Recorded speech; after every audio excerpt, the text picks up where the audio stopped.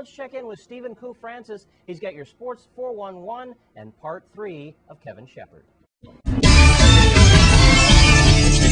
Okay, Kevin, tell the folks out there what keep you motivated, what keep you going.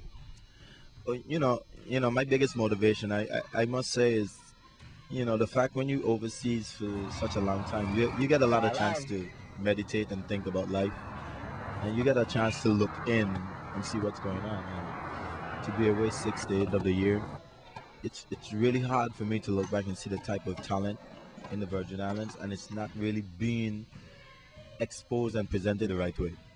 You know, is not just basketball. We have one of the fastest runners, Allison, and we have Laverne. And then when I take a walk in the educational complex and you see the track, I mean, it's kind of pathetic that we have world class. I'm not talking about best in the Virgin Islands. I'm talking about world class athletes. I mean, the total disrespect for athletes in the Virgin Islands is really bad. I mean, we should be at a level where we have like a Hall of Fame of athletes in the Virgin Islands, where these kids can actually go and see Virgin Islanders who is from here go out there and be not only be someone but actually is at the top of the level of every sport: track and field, basketball, Tim Duncan, Roger Bell. You have baseball. Yeah, I mean, it's so many more, and these kids don't know. They don't know. Yeah, like we right now we're in the Ronald Charles Gymnasium. How many kids do actually know who Ronald Charles is? None. If I tell these kids about Ronald Charles Ranche, and I've met him personally, and he's one of the best players in the Virgin Islands. Harvey, Herman Harley. I mean, all these players, these guys don't know about. And these guys are not just players; they were one of the best. You know, and the fact, and that's something that is really bad in our community, because we're not taking the history and passing it down to our next generation, and that's where we are faltering right now. These kids are having no respect for the guys them who came before them, and that's my biggest motivation. I want to show the Virgin Islands that, look, if we teach these kids the history of who we are and how powerful we can be, I think they will have more respect for each other. They will definitely stay away from crime, because we're giving them alternatives of future aspects, future goals. I mean, if nobody tell these kids that they can go out there and make it, they never will try. It is what is the model that we're giving these kids.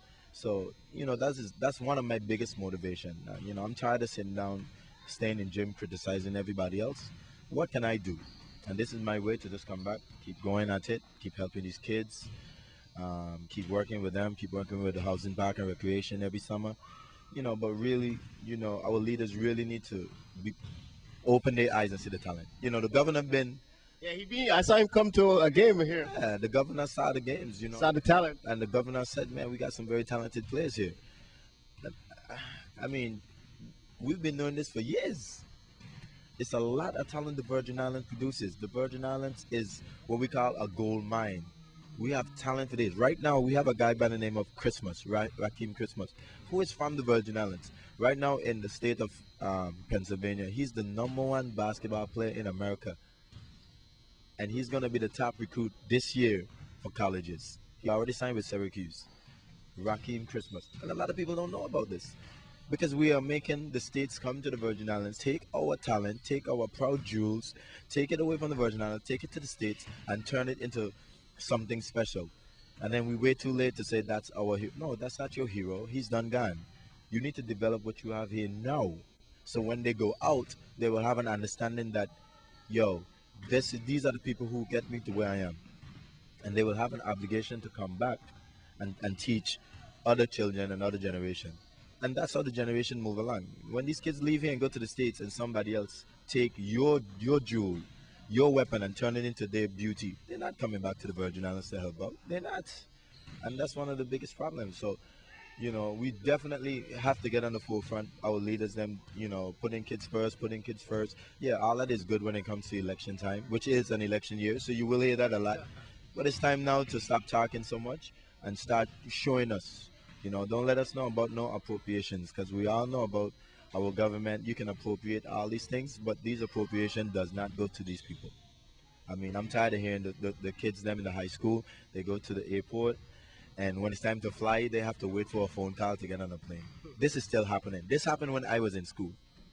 I mean, all these senators, they said they appropriate these monies, but these monies are not going to these places that they said. So It's time for you to stop saying it and start proving it to the people of the Virgin Islands community.